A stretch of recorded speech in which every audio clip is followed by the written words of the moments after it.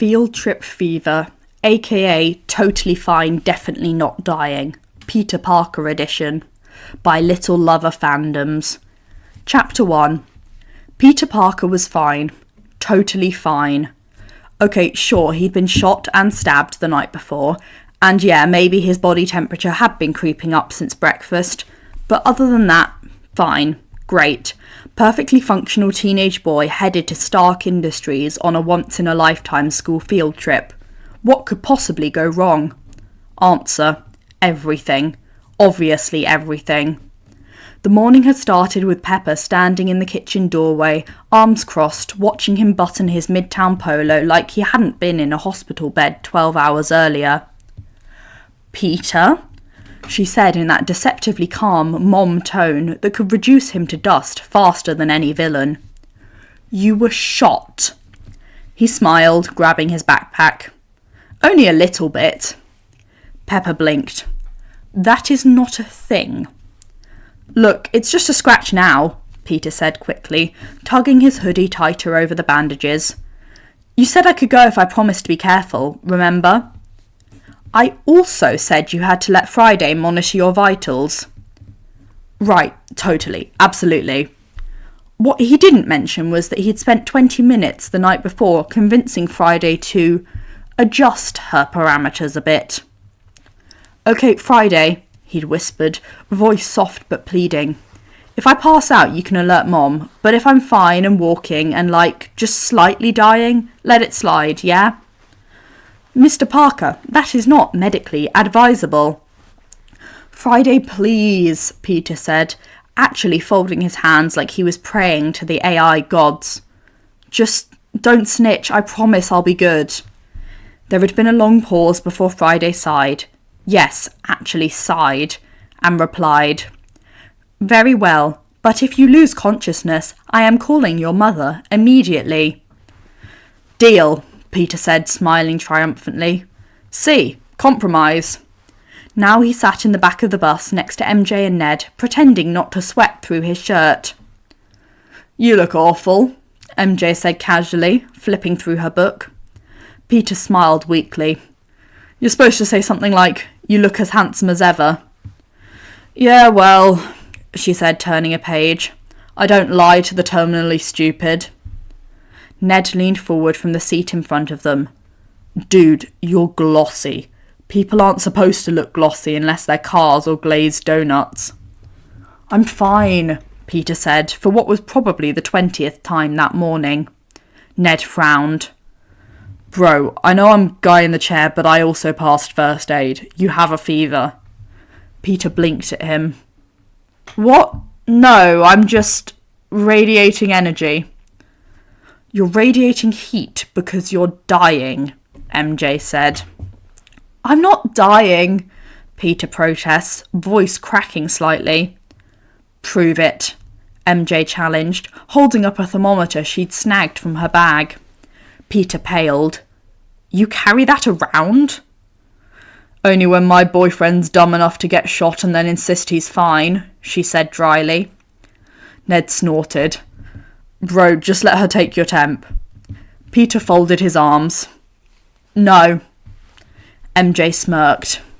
"If you don't, I'm telling everyone in this bus that you cried watching the Finding Nemo sequel." Peter froze. "That's emotional manipulation."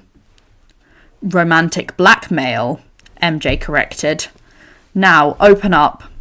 Peter groaned, opening his mouth as she slid the thermometer in. Ned watched with an amused grin while MJ leaned back, clearly enjoying herself. After a few seconds, the thermometer beeped. MJ read it, then raised an eyebrow. 102.5, she said. "Wow, hot and dumb." "See? Compliment," Peter said weakly. "You're an idiot," she replied, tucking the thermometer away. By the time they got to Stark Industries, Peter was feeling worse.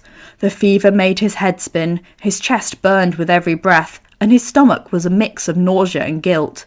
He tried to walk normally as they entered the building. Home, technically, but no one in his class knew that. To them, he was just Peter Parker, the quiet scholarship kid. not Peter Stark, the son of the Tony Stark and Pepper Potts. Friday's voice hummed softly in his ear. Peter, your temperature has increased by 1.2 degrees since boarding the bus. Friday, we had a deal, Peter murmured under his breath. I am aware. I'm merely reminding you that your definition of fine is medically concerning. Noted, Peter said, smiling faintly as the group moved past a wall of glass that led to one of the Tony's labs. Flash was already being insufferable. Oh man, look at all this tech. Bet the nerd's drooling. You wish you could work here, huh, Parker? Peter gritted his teeth. Yeah, sure, Flash. Maybe one day you'll clean the floors here, Flash added with a laugh. Ned leaned in and whispered, Bro, you literally own the floor he's talking about. Peter tried not to laugh and failed, coughing instead, and that nearly doubled him over. MJ grabbed his arm to steady him, whispering, You okay? Fine, Peter rasped, forcing a smile. The day continued like that, Peter pretending to be okay, MJ and Ned quietly panicking, and Friday muttering medical warnings in his ear like an anxious mother hen. Every time Peter wobbled, he'd brush it off. Every time his vision blurred, he'd blink it away. He refused to ruin this trip, even if his body clearly had other ideas. By the end of the tour, his fever had climbed higher, and the exertion was catching up with him. Flash noticed this time. Geez, Parker, you look like you're going to hurl. Don't die here, you'll mess up the carpet.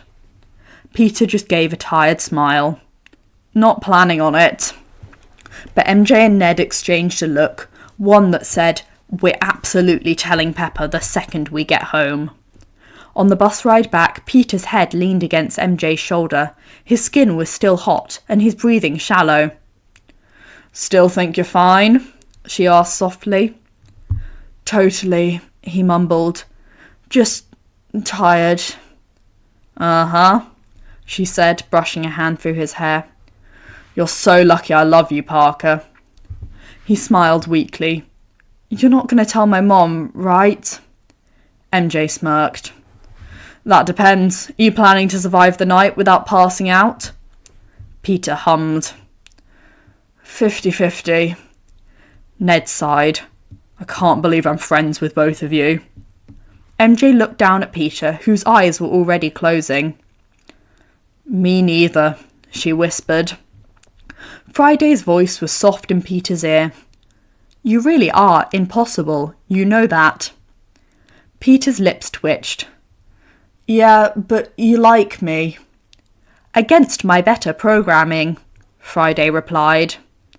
And that's how Peter Parker, shot, stabbed and feverish, survived his Stark Industries field trip without anyone finding out he was literally the boss's kid. Well, almost no one. Because when the bus pulled away, Pepper Potts was standing at the top of the SI steps, arms crossed, watching her overheated disaster of a son slump against MJ through the window. Her expression said it all. He's grounded. Thanks for listening. I really hope you enjoyed. Hope you have a lovely rest of your day.